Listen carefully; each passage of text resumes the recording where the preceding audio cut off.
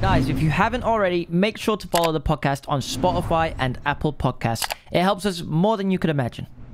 What would you say? Because so you've been on SAS, Who Big Dares Brother. Win? Big Brother, obviously. I found that easy, Big Brother. I was gonna say, what's Big Brother like? Do you know what? I actually don't think I would go nuts. No, I was in there with Katie Hopkins and Perez Hilton. That one. You beat her, right? Oh my god. She tried to have a go at me. For example, right? Am I allowed to swear on here? Yeah. Oh, Yeah, please go do. We encourage So- it. Yeah. I'm only a I co-host. don't know if Harvey, my son, has taught me patience, right?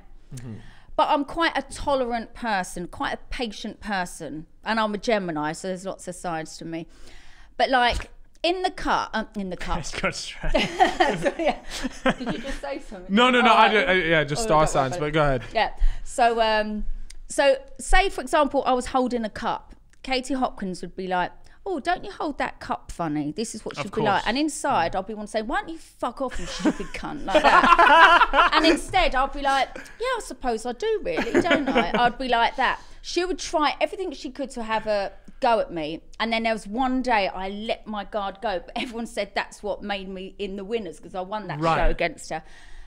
She started talking or something, and I just told her, "Why don't you just shut up, you fucking slag," and all of that. And everyone was like, "Whoa, Kate has got it in her," because she tried so many times. I mean, there were so many arguments in that one, but I'm quite good at holding back. Does that make sense? I think you have to. Doesn't mean to say inside I'm not thinking, "Oh, fuck off, what the fuck do you look like? What are you saying?" Like, generally, she seems like she's a bit of a bully, though, and people like it when people stand yeah, but there's up a bullying. And then she started saying to me, "So if you've got all this money, why are you doing a show like this?" And it'd be like, "Well, fucking why not? I want to do a show like this." Or, "If you've got all this money, then why'd you take off the government for Harvey to have a car take him to school?" And I'm like, because that's his rights. And that's what you get for statementing at your school. But she's always trying to pick, because you've got money, because you've got money.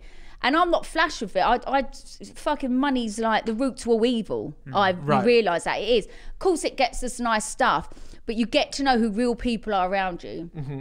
About money. You know, there's been times, I know I flipped subjects, you know, when I'd go out in London to a restaurant, and I know if my friends come, I know they couldn't afford it, and I know I'd pay the bill. I've been there, done all that, and then you grow up and think, do you know what? Let's see if any of them put their money out on the table, and they don't. And I ended up thinking, do you know, I don't need people like you in my life, because it does get like that. People look at you and think, "Oh, well, you can just earn money like that." But then, like where I am now, I earn money because I have actually worked hard to get where I am, so I haven't been spoon-fed it. And so Katie Hopkins, Big Brother's a good one. And you said you went on that twice. No, I went on that one. Sorry, I'm a Celeb twice. Big Brother, and you won the one time you went on it, you won it. Yeah, I don't know how. Do you ever? So I've always thought this, right? And I don't know whether I would do this or not. So once you've been on a show like that, do you ever come out and then re-watch it to see what either people have said about you, or like, do you ever re-watch the program you've just been in? Do you know what? Sometimes you want to rewind back. Or like if there's one bit you remember, I was like, I wonder what that bitch said about me. There was one bit, Cammy Lee, I shared a bed with her. Yeah. And she was quite feisty in there. She was Mexican or something. She was quite feisty, and she always used to go, "Girl, bye, all the time." Right. And feisty little thing. She was, feisty. But I shared a bed with her. And one time I thought she was talking about me to Callum Best. Yeah.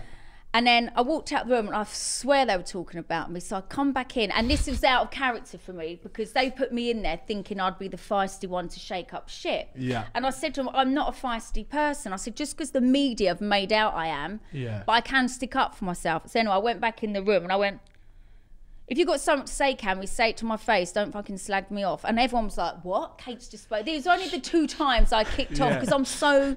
just can't be asked to argue because I'm not ever going to see half these people again, so what's the point? And I didn't need to win the show, and I'm not being horrible, but a lot of people who do reality shows, I'm just saying, I'm not saying I'm the best at it because I'm certainly not, but they need it to revive their career or they want the money.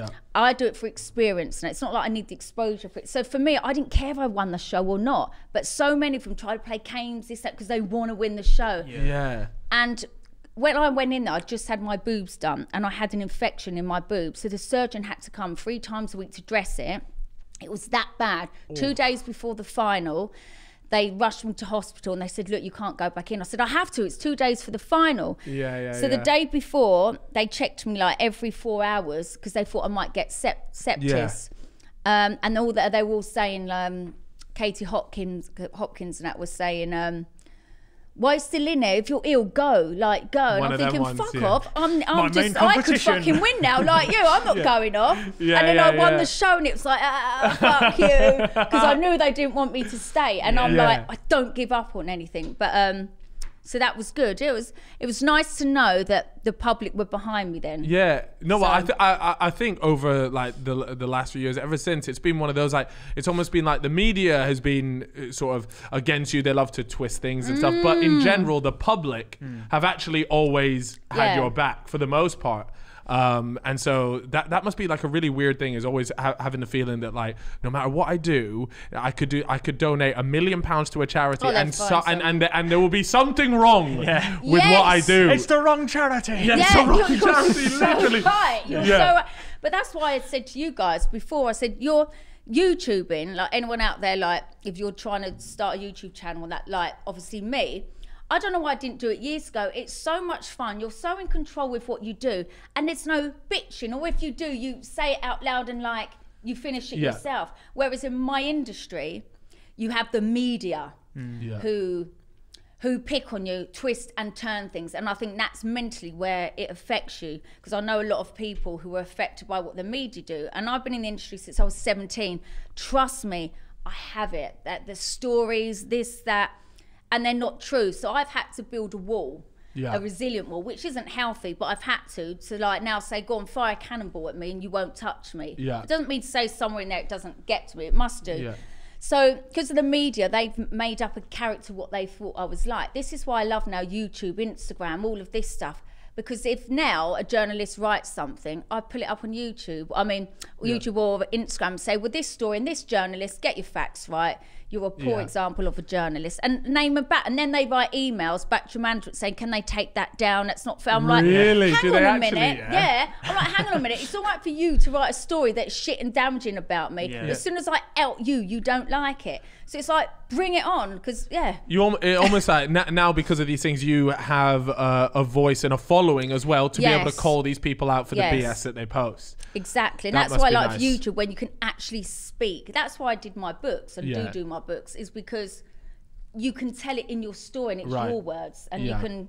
Mind you, I suppose the more fake stories they write, the more money they make, because I I was literally about to say, isn't there some crazy stat, and I don't actually know it off the top of my head, you might know it, but like it was something about there's always been a news article about you like every day for like the past for like the past for the past certain amount of like years or something. There's always about been 20 years it must have been, or maybe a bit longer now, but I'm not joking. I am not joking.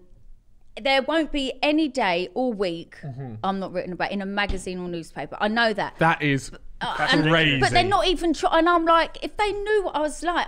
How many of those do you pay attention to? How many of those do you read? But I don't even read. I just look at the headline and I'm like, I look at the picture. I'm like, typical bad picture or this, that.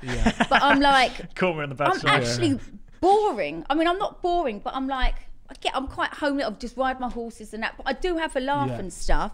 It's not like even if I go out, like,